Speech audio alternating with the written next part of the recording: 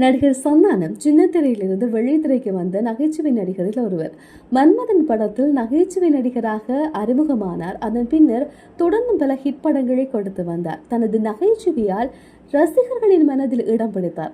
நகைச்சுவை நடிகராக இருந்த சந்தானம் ஒரு கட்டத்தில் ஹீரோவாக மாறினார். அதன் பின்னர் தொடர்ந்தும் ஹீரோவாக மட்டுமே நடித்து வருகின்றார். தற்போது சிம்புவின் 49வது படத்தில் மீண்டும் நகைச்சுவை நடிகராக களமிறங்கியிருக்கிறார். அடுத்ததாக சந்தானம் நடித்த டிடி நெக்ஸ்ட் லெவல் திரைப்படம் வெளிவர இருக்கின்றது. இப்படத்தின் ப்ரமோஷன் விழாவில் சிம்பு விருந்தினராக கலந்து கொண்டார்.